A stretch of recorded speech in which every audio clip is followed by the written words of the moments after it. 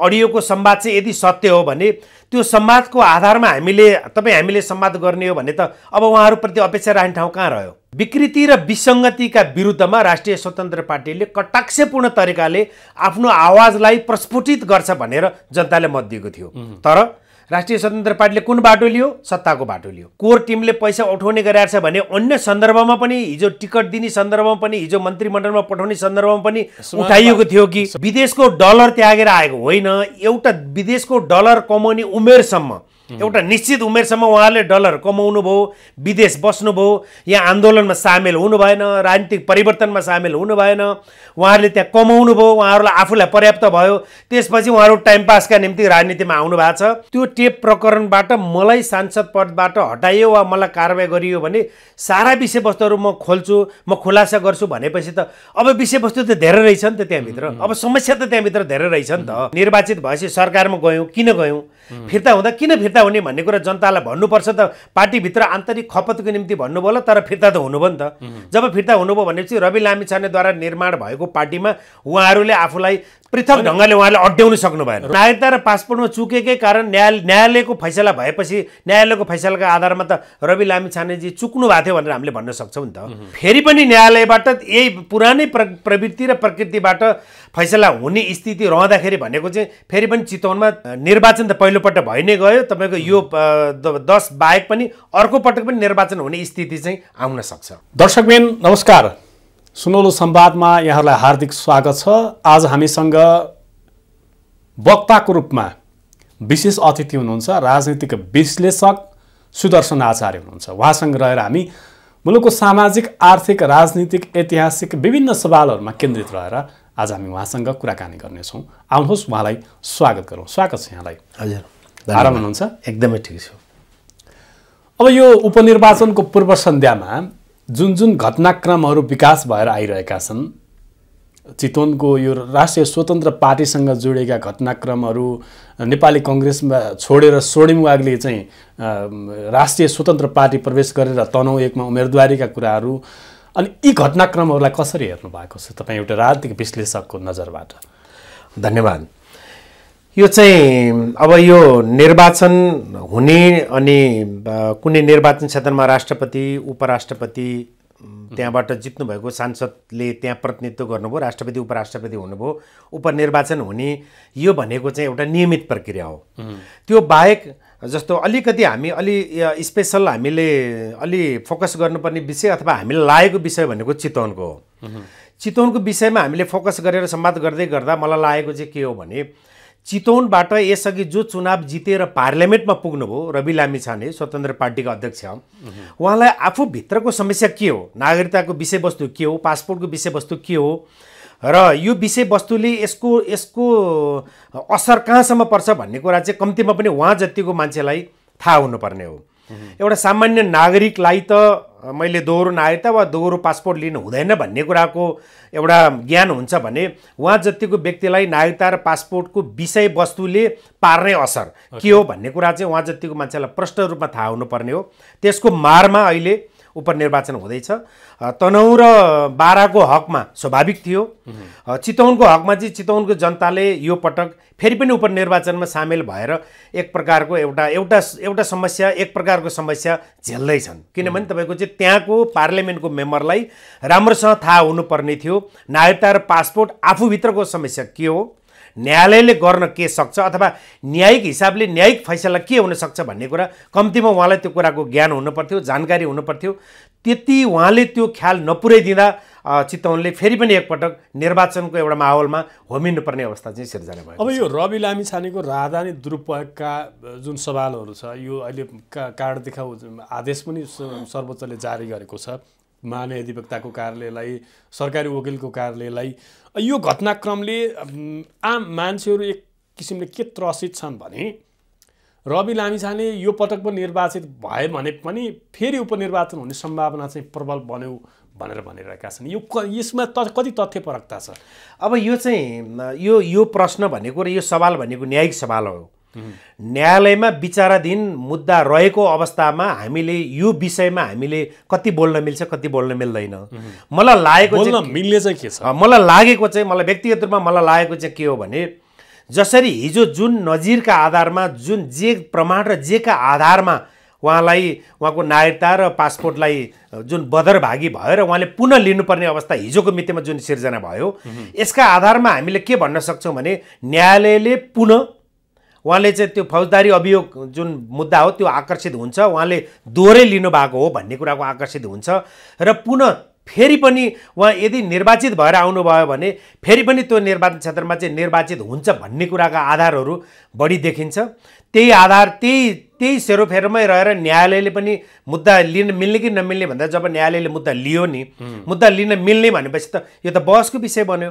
भन्दाखेरि तपाईँको चाहिँ यदि उहाँ यदि उहाँ त्यही निर्वाचन क्षेत्रबाट पुनः निर्वाचित भएर आउनुभयो भने पुनः एकपटक फेरि तपाईँको चाहिँ निर्वाचनमा मुलुक जानुपर्ने अथवा उपनिर्वाचनमा चाहिँ चितवन जानुपर्ने र उहाँले फेरि पनि तपाईँको चाहिँ पुरानै प्रवृत्ति पुरानै प्रकृति चाहिँ दोहोरिने अवस्था देखिन्छ। यो यद्यपि म कानुनको विद्यार्थी होइन, तथापि तपाईँको हिजोको नजिरलाई हेर्दाखेरि चाहिँ र न्यायालयमा जसरी प्रवेश भएर न्यायालयमा अहिले जसरी संवाद डिबेट भइरहेछ, बहस भइरहेछ, यसका आधारमा चाहिँ हामीले त्यो निष्कर्ष निकाल्न सक्छौँ। नजिरले ठुलो महत्त्व भलै यो विषयवस्तु अहिले पनि हामीले संवाद गर्दै गर्दा यो हाम्रो संवाद पोस्ट भएपछि केही राजनीतिक दलका वार रुममा बसेर सिर्जना गरिएका कटाक्षहरू अथवा प्रतिकारले हामीमाथि कटाक्ष गर्लान्, तर सत्य यही हो। तर सत्य बोल्न चाहिँ हिचकिचाउनु हुँदैन होइन, सत्य बोल्न हिचकिचाउनु पनि हुँदैन भने उहाँको मुद्दाले पुनः प्रवेश पाएपछि त्यहाँ पुनः निर्वाचन हुन सक्ने सम्भावना चाहिँ देखिन्छ। म फेरि पनि भन्छु, न्यायालयमा बहस भइरहेको न्यायिक प्रक्रियामा रहेको मुद्दाका बारे हामीले कुनै पनि यो वा त्यो कुनै कोणबाट पनि प्रभावित हुने गरी हामीले विषयवस्तु उठान वा हामीले बोल्न खोजेको होइन। फेरि पनि न्यायालयबाट यही पुरानै प्रवृत्ति र प्रकृतिबाट फैसला हुने स्थिति रहँदाखेरि भनेको चाहिँ फेरि पनि चितवनमा दोस्रो पटक यो निर्वाचन त पहिलोपटक भइ नै गयो। तपाईँको यो 10 बाहेक पनि अर्को पटक पनि निर्वाचन हुने स्थिति चाहिँ आउन सक्छ। जनतामा व्यापक नैराश्यता छ अहिले। जस्तो राजनीतिक दलहरू भ्रष्ट भए, नैतिक आचरणबाट च्युत भए, राजनीतिक मूल्य र मान्यता त्यागे भनेर जनताले नयाँ पार्टीलाई विसिर पठाए आचार्यज्यू। तर यो पछिल्लो अवस्थामा जुन 2 करोड रुपियाँ चाहिँ 2.5 करोड रुपियाँ मन्त्री बनाउनका लागि मागियो भनेर एकजना व्यवसायी दुर्गा प्रसाई र त्यो राष्ट्रिय स्वतन्त्र पार्टीका माननीय ढाका कुमार श्रेष्ठ बीचको अडियो संवाद जुन बाहिरियो, यसले नेपाली राजनीति कता जाँदैछ, नयाँ राजनीतिक दलहरूको भविष्य के हुँदैछ, के देख्नुहुन्छ तपाईँहरू? लामो समयदेखि राजनीतिलाई नजिकबाट कोणबाट निहालेर आउनु भएको छ। यसमा चाहिँ मलाई के लाग्छ भने मूलधारका राजनीतिक दलहरू नेपाली कांग्रेस, नेकपा एमाले, माओवादी केन्द्र जस्ता राजनीतिक दलहरूप्रतिको वितृष्णाका कारण यो दलले जनतामा दिनुपर्ने डेलिभरी वा जनताको आशा र अपेक्षालाई जुन ढङ्गले फुलफिल गर्न सक्नु पर्थ्यो त्यो गर्न सकेनन् भन्ने आधारमा, त्यसकै आधारमा जनताले एक प्रकारको आक्रोश स्वरूप राष्ट्रिय स्वतन्त्र पार्टी, इभन राष्ट्रिय प्रजातन्त्र पार्टी जस्ता राजनीतिक दलहरूलाई एक लेभलको राजनीतिक दलको रूपमा चाहिँ माथि उठाए। तर त्यो राजनीतिक दलमा पनि अब अहिले तपाईँले यसअघि गर्नुभएको प्रश्न चाहिँ त्यो राजनीतिक दलमा पनि मन्त्री बन्नका निम्ति, टिकट दिनका निम्ति आदि इत्यादि जसरी आर्थिक चलखेलका चाहिँ इस्युहरू चाहिँ अडियो जुन सार्वजनिक भएका छन्, अब यो अडियो यदि सत्य हो भने अडियोको संवादलाई त्यो एउटा लिगल ग्राउन्डभित्र छ र अडियोको संवाद चाहिँ यदि सत्य हो भने त्यो संवादको आधारमा हामीले संवाद गर्ने हो भने त अब उहाँहरूप्रति अपेक्षा राख्ने ठाउँ कहाँ रह्यो? जो जनताले जसलाई चाहिँ राष्ट्रिय स्वतन्त्र पार्टी वा नयाँ उदाएका पार्टीहरू भनेका चाहिँ क्लिन छन्, स्वतन्त्र छन्, निष्पक्ष छन्, जनताप्रति चाहिँ जनतालाई दिनुपर्ने डेलिभरीप्रति चाहिँ सचेत छन्, उहाँहरूकै भाषामा, त्यो राष्ट्रिय स्वतन्त्र पार्टीका नेताहरूकै भाषामा तपाईँको चाहिँ विदेशको लाखौँ रुपियाँको स्यालेरी पनि त्यागेर नेपाल आउनुभयो। उहाँहरू चाहिँ जनताकै बिचमा आफू स्थापित हुनका निम्ति आउनुभयो, समाजसेवाका निम्ति आउनुभयो। उहाँहरूले लाखौँ रुपियाँ डलर चाहिँ नेपाली जनताका निम्ति उहाँहरू त्यागेर आउनुभयो भन्ने, चाहे राप्रपाको रविन्द्र मिश्रको कुरा गर्नु, चाहे रवि लामिछानेको कुरा गर्नु, चाहे सौडेम वाग्लेको कुरा गर्नुहोस्, उहाँहरूले चाहिँ त्यो त्यागेर आउनुभयो भनेर जुन म्यासेज दिन खोज्नुभयो नि, तर त्यागेर त आउनुभयो, आएर उहाँहरूले गर्नुभयो के? उहाँहरूको घटनाक्रम त यी दिन प्रतिदिन सार्वजनिक हुँदैछ भनेपछि यो घटनाक्रमले के देखाउँछ भने तपाईँहरूको उहाँहरू चाहिँ झन् मूलधारका राजनीतिक दलहरूले चाहिँ नेपालमै लडे, आन्दोलनका निम्ति लडे, परिवर्तनका निम्ति लडे। उनीहरूमा धेरै भिजन देखिएन। जेन तेन डेभलपमेन्टका कामहरू, डेलिभरीका कामहरू जेन तेन गरेका थिए। पढे लेखेको चाहिन्छ, विदेशबाट आउने चाहिन्छ, विदेशको डलर त्यागेर आउने चाहिन्छ भन्ने खालको जुन एउटा जनतामा जुन अपेक्षा थियो, त्यो अपेक्षा त झन् चाँडो उहाँहरूले त स्खलित बनाइदिनु भयो। त्यो अपेक्षालाई झन् चाँडो उहाँहरूले ड्यामेज गरिदिनु भयो भन्दाखेरि तपाईँको चाहिँ अब यसबाट हामी एउटा निष्कर्षमा के पुग्न सकिन्छ भने विदेशको डलर त्यागेर आएको होइन, एउटा विदेशको डलर कमाउने उमेरसम्म, एउटा निश्चित उमेरसम्म उहाँहरूले डलर कमाउनु भयो, विदेश बस्नुभयो, यहाँ आन्दोलनमा सामेल हुनु भएन, राजनीतिक परिवर्तनमा सामेल हुनु भएन, उहाँहरूले त्यहाँ कमाउनु भयो, उहाँहरूलाई आफूलाई पर्याप्त भयो। त्यसपछि उहाँहरू टाइम पासका निम्ति राजनीतिमा आउनु भएको छ, नेपालका राजनीतिक दल निर्माण गर्नुभएको छ, या त कुनै दलमा हुनुहुन्छ, या नेपाली कांग्रेस जस्तो राजनीतिक दलमा रहेर प्लानिङ कमिसन पनि पुग्नुभयो, घोषणापत्रवाला कमिटीमा पनि पुग्नुभयो र अहिले उहाँहरूलाई हतार भयो। गणेशमान सिंहलाई हतार भएन, मुलुकको परिवर्तनका निम्ति तपाईँको आजीवन कारावास बस्न तयार हुनुभयो। कृष्णप्रसाद भट्टराईलाई हतार भएन, बीपी कोइरालालाई हतार भएन, नेपालमा परिवर्तनका निम्ति लाग्नुभएका मनमोहन अधिकारीलाई हतार भएन, मदन भण्डारीलाई हतार भएन भन्दाखेरि उहाँहरूलाई के हतार भयो भने तपाईँको चाहिँ होइन मलाई त समय नै छैन, म जुन दलमा गएर जहाँ गएर भए पनि तत्कालै मलाई चाहिहाल्यो, मैले डलर त्याएर आएको थिएँ, मलाई पोजिसन चाहिहाल्यो। अनि तपाईँको चाहिँ संवाद के हुन्छ, तपाईँको करोडौँ रुपियाँ चाहिँ कहीँ न कहीँ कोर टिममा बुझाउनु पर्ने हुन्छ भनेर चाहिँ तपाईँको संवाद त्यो हुन्छ भनेपछि समग्रमा के हो भने तपाईँको नेपाली जनतालाई एक प्रकारको हिजोका मितिमा उहाँहरूले भ्रम दिनका निम्ति उहाँहरू सफल हुनुभएको थियो, तर भ्रमको पर्दा दिनानुदिन च्यातिँदैछ। जनतालाई उहाँहरू आफ्नो जनताले मागेका थिएनन् नि, जनताले खोजेका थिएनन् नि, तर उहाँहरूले आफ्नो धरातल के हो भन्ने कुरा जनताका बिचमा प्रस्ट्याउँदै हुनुहुन्छ, जनताले देख्दैछन्। र यो यसबाट फेरि पनि मूलधारका राजनीतिक दलले जे गरे त्यो अक्षरश एकदम ठिक गरे भन्ने पनि होइन। आफ्नो राजनीतिक दलमा लामो समयसम्म योगदान दिएका, आफूले महत्त्वपूर्ण तहमा पुर्याएका मान्छेहरूलाई राजनीतिक दलले टिकाउन सक्नु पर्थ्यो, दलमा विचार दिन सक्नु पर्थ्यो। अब यो एउटा छानबिन समितिले आज जुन प्रतिवेदन बनायो, प्रतिवेदन चाहिँ राष्ट्रिय स्वतन्त्र पार्टीको केन्द्रीय कार्य समितिलाई बुझाएको छ। अब यो समितिले अहिले निलम्बन गरिरहेको छ, यसलाई बर्खास्त गर्छ, ढाका कुमार श्रेष्ठलाई मान्यलाई बर्खास्त गर्ने स्थितिसम्म पुग्छ भनेर धेरैले व्याख्या विश्लेषण गरिरहेछन्। के गर्छ वास्तवमा? अब म एउटा सानो उदाहरण दिन्छु। मूलभूत कुरा चाहिँ त्यो बर्खास्त गर्ने कुरा अहम कुरा हो, अथवा चाहिँ त्यो सत्य तथ्य बाहिर ल्याउने अहम कुरा हो, अथवा कोर टिमका कुरा पनि बाहिर आउने कुरा अहम कुरा हो? अब यसमा म एउटा सानो उदाहरणसहित म प्रस्तुत हुन चाहन्छु। छिन्ताङ काण्ड घट्यो, छिन्ताङ काण्ड सूर्यबहादुर थापाको पालामा घटिएको घटना थियो। जनार्दन आचार्यले कान्तिपुर पब्लिकेसनको नेपाल म्यागजिनमा एउटा के लेख्नु भएको छ भने, राइटर जनार्दन आचार्यले के लेख्नु भएको छ भने छिन्ताङ काण्डको इतिहास छापिने भएछ, त्यो छापिने इतिहास छाप्नको निम्ति चाहिँ आर्थिक चाहिँ सूर्यबहादुर थापाले दिने भएछन्, अब छिन्ताङ काण्डको इतिहास कस्तो आउला भनेर लेखाएको थियो क्या। त्यस्तै तपाईँको चाहिँ अब उहाँले ढाका कुमार श्रेष्ठले उहाँले पनि भनिसक्नुभयो, यदि मलाई बर्खास्त गरिन्छ, मलाई कारबाही गरिन्छ भने म सारा विषयवस्तु चाहिँ म खुलस्त बनाइदिन्छु, म जम्मै पोल खोलिदिन्छु भनेपछि अब कस्तो आउला, उहाँको कारबाही कस्तो आउला, उहाँले खोल्ने विषयवस्तु कस्तो आउला, अथवा उहाँको कारबाही भएन भने चाहिँ तपाईँका चाहिँ त्यहाँभित्र के विकृतिहरू रहेछन्, त्यो विकृति आउला कि नआउला भन्दाखेरि तपाईँको अहिले नै प्रतिवेदन भलै आजै तपाईँको चाहिँ उहाँहरूको प्रतिवेदन र हाम्रो संवाद एकैपटक सार्वजनिक होला, एउटै समयमा सार्वजनिक होला, आफ्नो ठाउँमा छ। प्रतिवेदन के आउला भन्दा पनि तपाईँको उहाँहरूले एक्लै अर्कालाई लगाएको आरोप, तपाईँको दोषारोपण, एउटाले अर्कोलाई तपाईँको चाहिँ ढाका कुमार श्रेष्ठको बारेमा अनुशासन समितिले लगाएको र अनुशासन समिति र कोर टिमलाई उहाँले लगाएको यो एक आपसमा लगाएको दोषारोपण र एक आपसमा उहाँहरूले गर्नुभएको कटाक्ष र आरोपबाट के बुझ्न सकिन्छ भने त्यो राजनीतिक दल पनि सुशासनका पक्षमा, जनताका पक्षमा, डेलिभरीका पक्षमा, जनताले गरेको अपेक्षाको पक्षमा त अगाडि बढेको रहन्छ नि त। उहाँहरू आन्तरिक उहाँहरूभित्र त धेरै विषयवस्तु रहेछ नि त, दालमे कुछ काला भने चाहिँ त रहेछ नि त भन्ने कुरा चाहिँ हामीले स्वभावले अनुमान लगाउन अब कठिन छैन। जसरी एक किसिमले चुनावको मैदानमा रवि लामिछानेले चितवनका आम जनतालाई जसरी कन्भिन्समा लिन, जसरी हिजो अस्तिसम्मका घटनाक्रमहरूमा जसरी उनले अभिव्यक्ति दिइरहेका थिए, हिजोका अभिव्यक्तिहरू के फेरबदल भएका छन्। उनी के आत्तिएको जस्तो, के हडबडाएको जस्तो, अब के नैराश्यता पनि भएको हो कि भने त्यो भाव पङ्क्ति चाहिँ उनको अनुहारमा, फेसमा पनि प्रष्ट रूपमा झल्केको देख्न सकिन्थ्यो। यो चाहिँ यही घटनाक्रमको परिणाम हो। यो अडियो टेप 2 करोड 2.5 करोडको प्रकरणको पराकाष्ठा हो। अब रवि लामिछाने राष्ट्रिय स्वतन्त्र पार्टीको अध्यक्ष हुनुहुन्छ र उहाँ एउटा निर्वाचन क्षेत्रमा चुनाव लड्नका निम्ति पुनः दोहोऱ्याएर जानुभएको छ।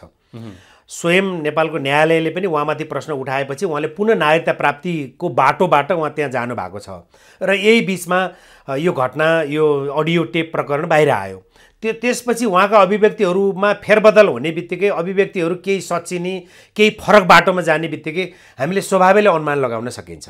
स्वभावैले अनुमान के लगाउन सकिन्छ भने अडियो टेप प्रकरणदेखि त्यहाँको निर्वाचन क्षेत्रमा उहाँले पाउनुभएको रेस्पोन्सबाट उहाँ अतालिनु भएको छ भन्ने कुराको हामीले स्वभावैले त्यो अनुमान लगाउन सकिन्छ। जनताको जुन क्रेज हिजोको स्थितिमा माहौल थियो त्यो अनुमान लगाउन सकिन्छ।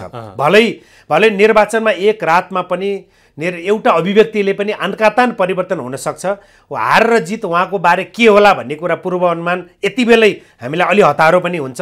तर उहाँको जुन अभिव्यक्ति छ तपाईँको हिजोको अभिव्यक्ति र आजको अभिव्यक्तिमा उहाँको जुन अभिव्यक्तिमा अन्तर आएको छ यसले तपाईँको उहाँको केही हताश मनस्थिति उहाँको भएको कुरा चाहिँ हामीले स्वभावैले अनुमान लगाउन सकिन्छ। अब तर अहिले परिस्थिति भिन्न छ भनेर भन्छन् मान्छेहरू। जुन माहौलमा हिजो मान्छेहरू हिँडिरहेको थियो आज हिँडिरहेको छैनन् भनेर भन्छन् चितवनतिर। त्यो हुनसक्छ। त्यो तनहुँ चितवन र बाराको प्रत्यक्ष त्यही भूगोलमा गएर जनतासँग प्रत्यक्ष संवाद गरेर त्यहाँका बारेमा हामीले अनुभव र अनुभूति त गर्न पाएको छैन। स्वयं मूलधारका राजनीतिक दलहरूका हेभीवेट उम्मेदवारहरू सबै निर्वाचन क्षेत्रमा छन् तर केही न केही जोडघाटो भइरह होला। नारायणीको तीरमा जसरी आमसभा गर्दा मक्सिर 4 को निर्वाचनमा हजार मान्छे तिरैभरि थिए, नारायणीको त्यो किनारभरि थिए। तर हिजो हामीले देख्न सकेनौँ छिटपुट 2-4 हैन। यसमा हामीले एउटा हामीले पूर्ववत अनुमान के लगाउन सकिन्छ भने त्यहाँको मतदाताले राष्ट्रिय स्वतन्त्र पार्टीलाई जुन स्केलको मत दिए चितवन मात्रै होइन देशैभरि समानुपातिक र प्रत्यक्ष गरेर 20 सिटको हाराहारीमा राष्ट्रिय स्वतन्त्र पार्टी पुग्यो। त्यो पुग्नुको पछाडि एउटै कारण थियो, मूलधारका राजनीतिक दलप्रतिको एक प्रकारको वितृष्णा सँगै संसद सडक र सञ्चार माध्यमबाट विकृति र विसङ्गतिका विरुद्धमा राष्ट्रिय स्वतन्त्र पार्टीले कटाक्षपूर्ण तरिकाले आफ्नो आवाजलाई प्रस्फुटित गर्छ भनेर जनताले मत दिएको थियो।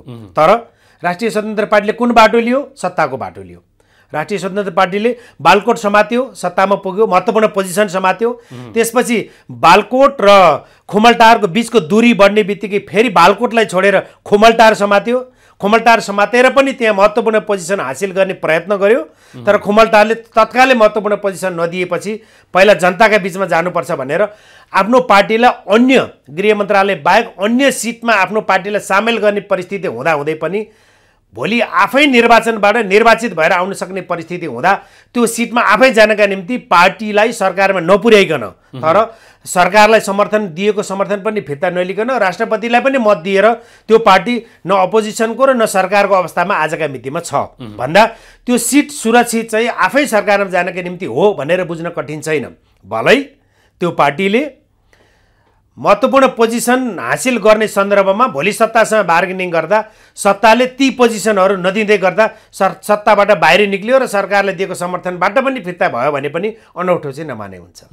जसरी प्रचण्डको बर्खिलापमा उनी बोलिरहेका थिएनन् पछिल्लो समय, हिजो अभिव्यक्ति दिए। अब केही समय पहिला त मिडियामाथि पनि उनले आरोप प्रत्यारोप लगाए। मिडियाले चाहिँ प्रचण्डका विरुद्धमा केपी ओलीका विरुद्धमा चाहिँ बोल्यो तर वास्तवमा त्यो होइन भन्ने किसिमले ढाकछोप पनि गरेको हामीले देख्न सक्थ्यौँ। त पहिले अब आफै मिडियाकर्मी हुँदा प्रचण्ड केपी ओलीको खेदै खन्थे उनले भनेपछि के परिवर्तन भयो त उनको त्यो अभ्यासमा? अब एउटा कुरा चाहिँ एउटा मिडियाकर्मीको हैसियतले राजनीतिलाई शुद्धता गराउनका निम्ति राजनीतिलाई करेक्सनको बाटोमा लैजानका निम्ति मिडियाकर्मीको हैसियतले गर्ने कटाक्ष वा गर्ने एउटा एकदमै आक्रोशपूर्ण अभिव्यक्तिलाई सहज रूपमा नेपाली जनताले पनि माने, राजनीतिक तहले पनि माने। तर आज रवि लामिछाने वा उहाँको पार्टीका नेताहरू भनेको त आज राजनीतिक तहमा हुनुहुन्छ। राजनीतिक तहमा भएपछि मिडियाले उहाँले बाह्र भाइलाई आरोप लगाउनु भयो। मिडियाले उहाँमाथि लगाएको आरोप सत्य होइन भनेर उहाँले त आफूलाई क्लिन भएर राजनीतिक नेतृत्व भनेको यस्तो हुनुपर्छ भनेर अब त देखाउने ठाउँमा हुनुहुन्छ, उहाँ कटाक्ष गर्ने ठाउँमा होइन।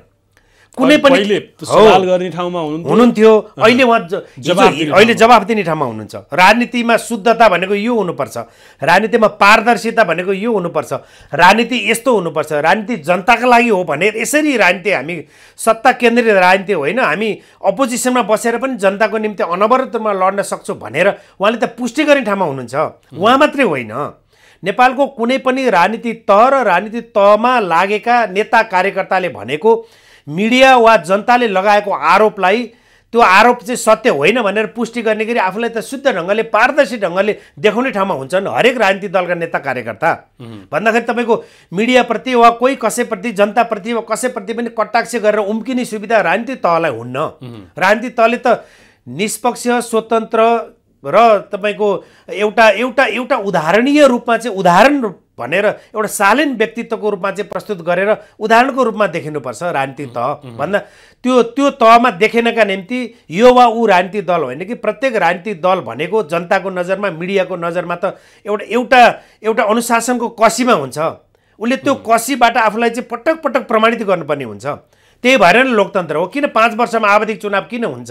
पुनः जनताको बिचमा चाहिँ जनताको कसीबाट अनुमोदित भएर आऊ भनेर हो नि त। अब जति बेला उनीहरू मन्त्री फिर्ता बोलाउने जुन तर्खरमा थिए राष्ट्रिय स्वतन्त्र पार्टीले, त्यति बेला त्यो गरिएको प्रेस मिटको ठ्याक्कै अगाडि केही राष्ट्रिय स्वतन्त्र पार्टीका प्रत्यक्ष निर्वाचित सांसदहरू, विराज भक्त श्रेष्ठहरूले उनीहरूले के भनेका थिए भने हामीले जनतालाई उत्तर दिनुपर्छ, हामी के का लागि सरकारमा गयौँ र के का लागि फिर्ता हुँदैछौँ भने उत्तर दिनुपर्छ। अहिले तत्काल हामी त्यो औचित्य पुष्टि गर्नुपर्छ कि हामी के का लागि फिर्ता हुँदैछौँ भन्दै थियो। त्यो भित्र पनि 2 पङ्क्ति छ, 2 धार छ भनेर त्यो प्रष्ट रूपमा बुझ्न सकिन्छ।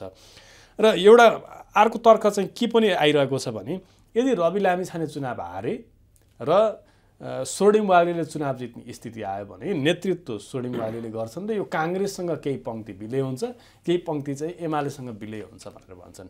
यसमा कति चाहिँ तथ्यपरकता देख्नु? अब मलाई यसमा के लाग्छ भने एउटा चाहिँ विराज भक्तहरूले अथवा त्यो पार्टीबाट हिजोको मितिमा निर्वाचित सभासदहरूले हिजो के भन्नुभयो भन्दा पनि उहाँहरू कुन निर्णयमा सहमत हुनुभयो भनेर हामीले हेर्नुपर्ने हुन्छ। भन्दा राष्ट्रिय स्वतन्त्र पार्टी रवि लामिछानेको बल र बुतामा निर्माण भएको पार्टी भएको नाताले उहाँहरूले राजीनामा दिनुपर्छ भनेर भन्दै गर्दा उहाँहरू सबै राजीनामा दिएर बाहिर निस्कनुभयो। त्यसले गर्दा तपाईँको उहाँहरूले हामीले जनताले हामीलाई हामी निर्वाचित भएपछि सरकारमा गयौँ, किन गयौँ, फिर्ता हुँदा किन फिर्ता हुने भन्ने कुरा जनतालाई भन्नुपर्छ त। पार्टीभित्र आन्तरिक खपतको निम्ति भन्नुभयो होला, तर फिर्ता त हुनुभयो नि त। जब फिर्ता हुनुभयो भनेपछि रवि लामिछानेद्वारा निर्माण भएको पार्टीमा उहाँहरूले आफूलाई पृथक ढङ्गले उहाँले अड्याउन सक्नु भएन। रवि लामिछानेका हरेक निर्णयहरूमा त्यही भित्रका मान्यहरू सन्तुष्ट त छैनन्। उहाँहरूले असन्तुष्टि जाहेर गर्नुभयो होला, तर त्यो असन्तुष्टि भनेको पानी फोका भएर रवि लामिछानेले जसरी सञ्चालन गर्न खोज्नु भएको छ पार्टी आजका मितिसम्म त्यही ढङ्गले सञ्चालन भएको छ। भलै यदि नेपालको न्यायालयले भविष्यमा सार्वजनिक ओहदामा रहनका निम्ति अनुपयुक्त ठहर गर्यो भने वा जनताबाट अनुमोदित भएर आउन सक्नु भएन भने वा राष्ट्रिय स्वतन्त्र पार्टीको राष्ट्रिय महाधिवेशनमा पार्टी अध्यक्षको हैसियतमा निर्वाचित हुन सक्नु भएन रवि लामिछाने, यो 3टा कारण र सँगै स्वर्णिम वाग्ले पार्टी सभापतिको रूपमा भोलि जितेर आउनुभयो भने पार्टी स्वर्णिम वाग्लेको हातमा जान सक्छ। त्यति बेला स्वर्णिम वाग्ले नेपाली कङ्ग्रेसबाट बहिर्गमन भएको र उहाँको धेरथोर निकटता, आजका मितिमा उहाँको धेरथोर निकटता नेपाली कङ्ग्रेससँग भन्दा पनि नेकपा एमालेका अध्यक्ष केपी शर्मा ओलीसँग उहाँको निकटता बढी भएका कुरा तथ्यहरू बाहिर आउँदै गरेको हिसाबले पनि भोलि त्यो पार्टीले कोसँग राजनीतिक एलायन्स गर्छ वा पार्टी नै कहाँ मर्ज हुन्छ भन्ने कुरा चाहिँ आजै हामीले त्यो बारेमा त्यसको निष्कर्ष निकालिहाल्नु भनेको चाहिँ अलि हतारो हुन्छ। किनभने यो पार्टीको जन्म 1 वर्ष पनि पुरा भएको छैन। यो पार्टीको जन्म भएको राष्ट्रिय स्वतन्त्र पार्टीको, र त्यो पार्टीले यो बीचमा असाध्यै ठुलो आरोह अवरोह खेपिसक्यो, पुनः निर्वाचनमा जाँदैछ, एउटा पनि राष्ट्रिय महाधिवेशन सम्पन्न गरेका छैन। भन्दाखेरि तपाईँको त्यो राष्ट्रिय महाधिवेशनमा को निर्वाचन लड्छन्, कति धेरै आरोह अवरोह, कति धेरै घटनाक्रमहरू विकसित भएर एक पछाडि अर्को हो। किनभने तपाईँको चाहिँ यो नेपालका स्थापित राजनीतिक दल दशकौँ लामो सङ्घर्ष बिहोरेर आएका राजनीतिक दलको भन्दा राष्ट्रिय स्वतन्त्र पार्टीले आरोह अवरोह बढी बिहोरिसक्यो। त्यसले गर्दा कति सांसदहरू यो पार्टीमा रहनु होला, कतिले पुनः टिकट प्राप्त गर्नु होला नगर्नु होला आगामी निर्वाचनमा। तपाईँको राष्ट्रिय स्वतन्त्र पार्टी फुट्ने डरले नै राष्ट्रिय स्वतन्त्र पार्टीका धेरै सांसदहरूलाई पार्टीको केन्द्रीय सदस्य बनाइएको छैन, दुवैतिर 40% पुग्ला भनेर। भनेपछि धेरै घटनाक्रमहरू छ, धेरै शङ्का आशंकाहरू यो भित्र छन्। त्यो भए हुनाले तपाईँको चाहिँ त्यो पार्टीका बारे भलै एउटा विषय के हो भने जनताले आजका मितिमा स्वतन्त्र पार्टीलाई छोटै अवधिमा ठुलो दल बनाए, किनभने जनताको अपेक्षा ठुलो थियो। त्यो दलले भोलिका मितिमा जनताको अपेक्षा फुलफिल हुने गरी, जनताको अपेक्षालाई सम्बोधन हुने गरी काम गर्छ कि गर्दैन भन्ने कुरा निकै लामो यात्रामा हेर्नुपर्ने हुन्छ। एउटा राजनीतिक दलको जन्म भएको 2 महिना 4 महिनामै तपाईँको त्यो राजनीतिक दलको पूर्ण रूपमा चाहिँ मूल्याङ्कन हुँदैन। यो राजनीतिक दलले कुन बाटो लिन्छ, महाधिवेशनबाट पार्टी सभापति को हुन्छ, अब पुनः अदालतमै चलेको मुद्दाका बारे के हुन्छ, उहाँहरू को टिक्न सक्नु होला, राजनीतिमा को टिक्न सक्नु होला। किनभने फरक फरक पृष्ठभूमि भएका फरक फरक व्यक्तिहरू आफ्नो पेसा र व्यवसायमा अब्बल, तर राजनीतिमा उहाँहरू टिक्न सक्ने कि नसक्ने भन्ने कुरा त यति 2 महिनामै 3 महिनामै त हामीले मूल्याङ्कन गर्न सकिन्न। त्यसले गर्दा यो दलका बारे हामीले जे निष्कर्षमा पुगे पनि हतारो हुन्छ, तर एउटा निष्कर्ष चाहिँ हतारो हुँदैन। त्यो निष्कर्ष के हो भने उहाँहरू निर्वाचित भएर आएपछि उहाँहरूले जनताकै एजेन्डालाई संसद, सरकार, संसद, सञ्चार माध्यम र सडकमा उठाएर सरकारमा जानको निम्ति जुन हतारो गर्न हुन्न थियो, त्यो हतारो गर्नु भएको हुनाले तपाईँको अलिक ठुलै ठेस उहाँहरूलाई पुगेको छ। यो विषयमा चाहिँ हामीलाई यो निष्कर्षमा पुग्ने कुरामा चाहिँ हतारो हुँदैन। अब अर्को प्रसङ्ग, अहिले कतिपयले के भनिरहेछन् भने ढाका कुमार श्रेष्ठलाई सांसद पदबाट बहिर्गमन गर्नु मात्रै ठुलो कुरा हो, किनकि गल्ती त उनको हो भनेर धेरैले व्याख्या विश्लेषण गरेका छन्। तर कतिले के भनेका छन् भने होइन, त्यो मुख्य गल्ती त कोर टिमको न हो, कोर टिमले नै पैसा माग्या हो। भोलि मन्त्री बन्छु भन्ने आशंका, त्यो अभिलाषामा त जो कोहीसँग सापट लिन सक्यो, जो कोहीसँग मान्छेले पैसा लिन सक्यो, त्यो ठुलो कुरा भएन। मुख्य दोषी त कोर टिम हो भनेका छन्। तपाईँ के देख्नुहुन्छ? अब यसमा चाहिँ अब पहिलो कुरो त्यो अडियो भनेको आजका मितिमा दोषी को हो? ढाका कुमार श्रेष्ठ होइन, एउटा विषयमा उठाउन चाहन्छु। तपाईँको आवाज दुरुस्त बनाउन सकिन्छ। पहिलो कुरो त्यो अडियो प्रकरण तपाईँको चाहिँ उहाँहरूको बिचको अडियोको संवादको सत्यता के हो, नम्बर 1। नम्बर 2, तपाईँको चाहिँ यसरी कोर टिमले पैसा उठाउने गरेछ भने अन्य सन्दर्भमा पनि, हिजो टिकट दिने सन्दर्भमा पनि, हिजो मन्त्रीमण्डलमा पठाउने सन्दर्भमा पनि उठाइएको थियो कि, समानुपातिक सूचीमा गर्ने कुरामा पनि उठाइएको थियो कि, अर्को प्रश्न त्यहाँनिर खडा भएको छ। सँगै ढाका कुमार श्रेष्ठलाई हटाउन सकियो भने आफू मान्ने हुन्छु भनेर अब अहिले समानुपातिकको प्रथम सूचीमा को हुनुहुन्छ, आर्थिक रूपमा उहाँ कति सबल र कति सक्षम हुनुहुन्छ, को हुनुहुन्छ त्यहाँनिर, उहाँले पनि कहीँ गजबसँग उहाँले पनि खेल खेल्नु भएको छ कि भन्दाखेरि यी धेरै प्रश्नहरू यहाँनिर उठ्छन्। यी प्रश्नहरूको जवाफ भनेको त्यो पार्टीले तपाईँको एउटा सुशासनको पक्षमा एकदमै कटाक्षपूर्ण आवाज उठाएको पार्टीले मन्त्री हुनका निम्ति, यसरी पैसा उठाउनका निम्ति अथवा पैसा बुझाउनका निम्ति प्रश्न उठाइएको हो, पैसा उठाउनका निम्ति कुरो उठाइएको हो, पैसा उठाउनकै निम्ति संवाद भएको सत्य हो भने त त्यो पार्टीको उहाँहरूले बताउँदै आउनुभएको आदर्शमाथि पनि तपाईँको गम्भीर प्रश्न त उठि नै गयो। त्यो प्रश्न उठ्दै गर्दा कोर टिममाथि पनि स्वाभाविकले प्रश्न उठ्यो, पैसा उठाउने टिम त रहेछ, स्वाभाविकले प्रश्न उठ्यो पैसा बुझाउने टिम त रहेछ, स्वाभाविकले प्रश्न उठ्यो पैसा तिर्ने पैसा दिने पनि रहेछन् भन्दाखेरि तपाईँको चाहिँ यो सबै लिने दिने उठाउने पारदर्शिता आदि इत्यादिको यो सबै समाज भन्दा पनि एक त माथिको प्रश्न के उठ्यो भने त्यो पार्टीको आदर्श, त्यो पार्टीको सिद्धान्त र त्यो पार्टीले हामीले लिएको लक्ष्य भनिएको जे लक्ष्य छ त्यो लक्ष्य चाहिँ के हो त, त्यसमा देखाउने सन्दर्भ मात्रै हो त, भित्र चाहिँ यस्तै खेलोमेलो हुन्छ त भन्ने कुरा त गम्भीरतापूर्वक अगाडि त आइ नै हाल्यो। अब यो खेलोमेलोले जस्तो यो अडियो टेप चाहिँ साँचो हो कि होइन, रेकर्डेड पो हो कि अथवा चाहिँ कसरी क्यारिकेचर पो गरेको हो कि भन्ने प्रसङ्ग तपाईँले ल्याउनु भयो। यो साँचो भन्ने औचित्य चाहिँ ढाका कुमारले यदि मलाई सांसद पदबाट निलम्बन गरियो भने एक सबैका पोल खोल्छु भनेर जुन धम्कीपूर्ण चाहिँ अभिव्यक्तिहरू अहिले मिडियामा आइरहेको छ, त्यसले औचित्य पुष्टि गर्दैन र यो साँचो भन्ने? अब मान्नुहोस् एकछिनलाई त्यो टेप साँचो रहेछ, त्यो त्यो टेप प्रकरणबाट मलाई सांसद पदबाट हटाइयो वा मलाई कारबाही गरियो भने सारा विषयवस्तुहरू म खोल्छु, म खुलासा गर्छु भनेपछि त अब विषयवस्तु त धेरै रहेछ नि त त्यहाँभित्र, अब समस्या त त्यहाँभित्र धेरै रहेछ नि त। भनेपछि तपाईँको अनि सुशासनको नारा कसरी दिने, पारदर्शिताको कुरा कसरी गर्ने, अनि अब जनताले अब जो आए पनि उस्तै रहेछ भन्ने भयो भने तपाईँको चाहिँ नयाँ उदाएका दलहरू, युवा, अनि उहाँहरू आफूलाई हामी लाखौँको डलरको चाहिँ जागिर छोडेर आएको भन्नुहुन्छ। अब जनताले कसरी ट्रस्ट गर्ने क्या? अब जनताको एक प्रकारको जनताको मतमाथि, जनताको विवेकमाथि, जनताको आशा र भरोसामाथिको तुषारपात हो कि होइन? तर उनले रवि लामिछानेले यो प्रमाणित मात्रै भयो, मैले 2 पैसा खाएको, मेरो टिमले खाएको भन्ने भयो भने म सेरिएर मर्न तयार छु। सञ्चार माध्यममा गढीमाईमा मलाई बढी चलाए हुन्छ भनेर भन्नुभयो। भन्दाखेरि तपाईँको अब कोर टिमले उठाएको हो कि होइन, हिजोका मितिमा कहीँबाट उठाएको भए उहाँले प्राप्त गर्नुभएको थियो कि थिएन, अब उहाँको अभिव्यक्तिले उहाँलाई निष्कलङ्क भनेर देखाउँछ, अभिव्यक्तिले देखाउँछ। तर अब फेरि अर्कोतिर ढाका कुमारको अभिव्यक्तिले के देखाउँछ भने म एक विषयवस्तु सार्वजनिक गर्छु भन्ने अभिव्यक्तिले त अब फेरि तपाईँको त्यहाँभित्र त अलिकति कहीँ न कहीँ तपाईँको चाहिँ आगो नबलिकन त धुवाँ आउँदैन।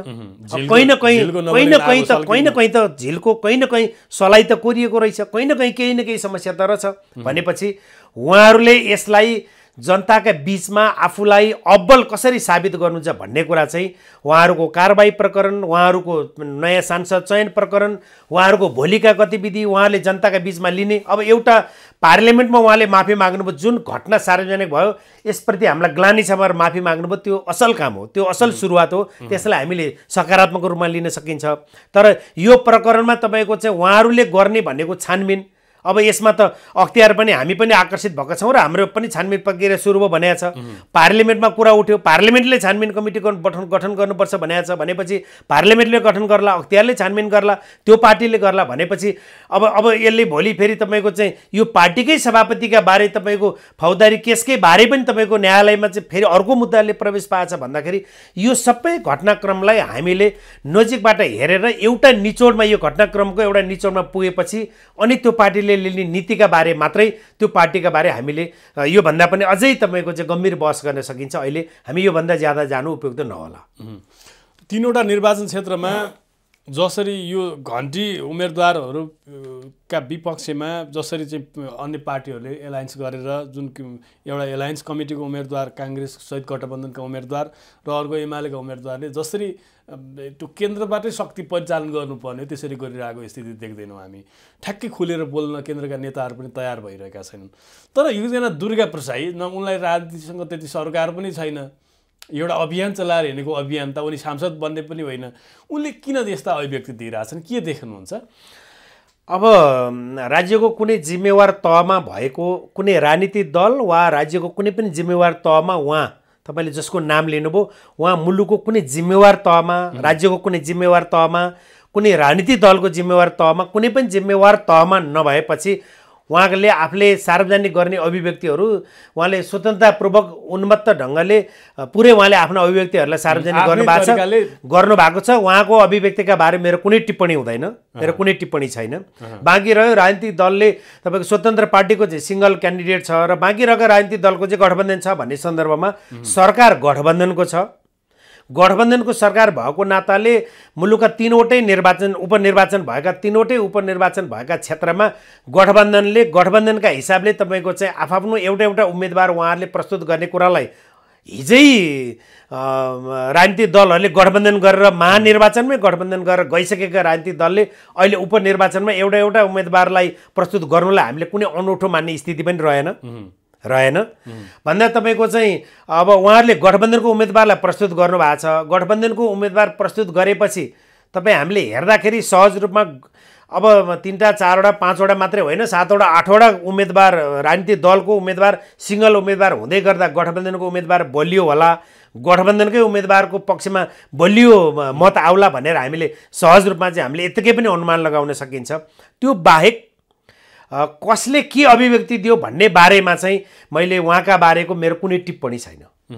होइन, जसरी हात धोएर लागेको दुर्गा प्रसाई रवि लामिछानेका विरुद्ध भनेर भन्छ नि मान्छेहरू, त्यो हात धोएर लागेको देख्नुहुन्छ र तपाईँ? होइन, अब उहाँको आफ्नो अभिव्यक्ति उहाँले जुन दोहोरो संवाद उहाँहरूको रहेछ र त्यो टेप उहाँबाट सार्वजनिक भएको हो भनेर हामीले अनुमान लगाउन सकिन्छ। टेप बाहिर आयो, उहाँले तपाईँको टेप प्रकरण वा यस्ता संवादहरू अरू दलका अरू व्यक्तिसँग पनि छ भन्नुभएको छ। त्यो हो भने आउला पनि भोलिको मितिमा सबै विषय सार्वजनिक होलान् आउलान्।